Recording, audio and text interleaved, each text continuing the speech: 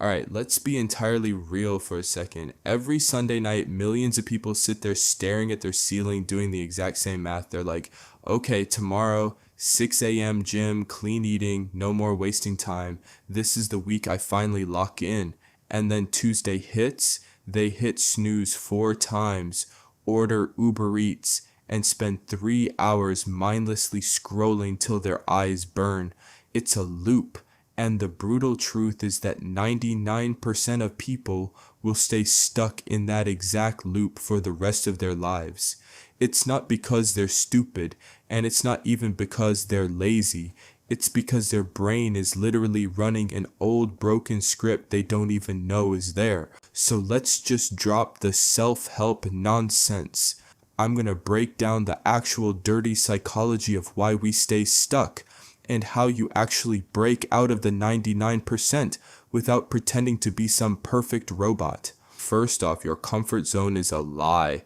It's not actually comfortable, it's just predictable.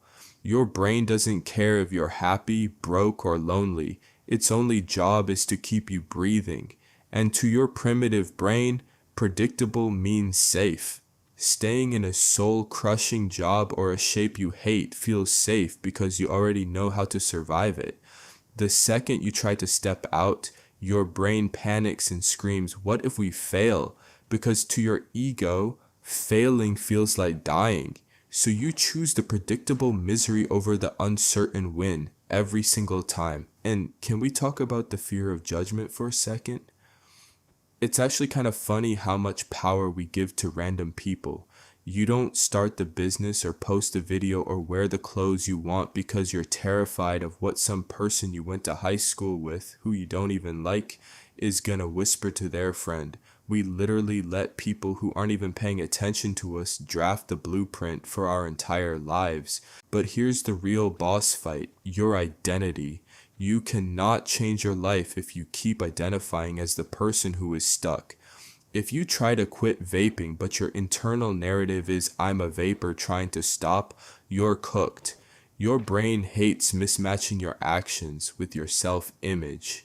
The second you get stressed, you'll go right back to what the old you does. You have to change the label on the bottle before you can change what's inside. And look at the world we're operating in right now. It is literally a rigged game. Our brains evolved to hunt for food and compete for survival. Now you get a massive synthetic flood of dopamine just by sliding your thumb half an inch on a piece of glass. Why would your brain want to do the agonizingly slow work of building a business, reading a book, or lifting weights when it could get a hyper-concentrated dose of validation in 15 seconds? Social media completely fries your baseline. It ruins your attention span so bad that 10 minutes of quiet focus feels like literal torture. And worse, it turns you into a spectator. You watch other people live tough lives, look at your own bedroom, and subconsciously give up before you even start. And look at your circle. Your environment is like an invisible thermostat. If you're hanging out with 5 people whose entire personality is complaining about their jobs, playing video games, and drinking every weekend, you are inevitably going to be the sixth. Willpower is a finite resource. It runs out by 5 p.m. If your room is messy, your phone is buzzing next to your hand, and your friends are pulling you down, your environment is designed for you to fail. You can't win a game when the map is literally built against you. Which brings us to procrastination. Everyone loves saying, "I'll do it tomorrow." Tomorrow is this magical, mythical paradise where you suddenly have zero cravings, infinite energy, and perfect focus. But let's be real, tomorrow doesn't exist. When it gets here, it's just today again. The 99% wait until they feel motivated to take action. The 1% realize motivation is a scam. You don't need to feel like doing it. You just need discipline. And discipline is literally just doing the boring, agonizingly quiet work when you completely 100% hate it. Motivation gets you to the starting line, but discipline is what keeps you alive when it hurts. So how do you actually escape the loop? It's not by having some massive cinematic breakdown and changing your entire life overnight. that lasts a week. It's just boring math. It's compounding. If you get 1% better every day, you don't just get 365% better by winter. You end up 37 times better because the gains stack on top of each other. So to make sure you don't just watch this, get a little rush of inspiration and go right back to scrolling, here is your actual no-nonsense framework to lock in. 1. Claim the identity first. Stop saying, I'm trying to get fit. Say, I am an athlete. Every time you have to make a choice, ask yourself, what would a high-value person do right now? And just copy them. 2.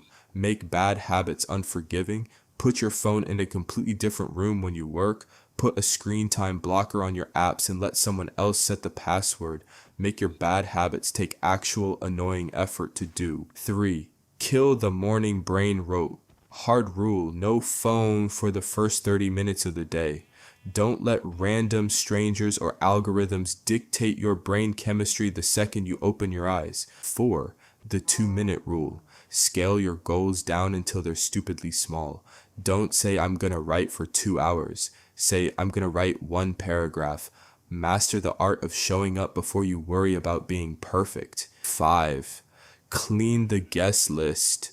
You don't need to dramatically cut off your old friends, but you must stop giving your highest energy to people who have zero ambition. Go find people who make you feel uncomfortable with how hard they work. Look, the next 12 months are going to pass anyway.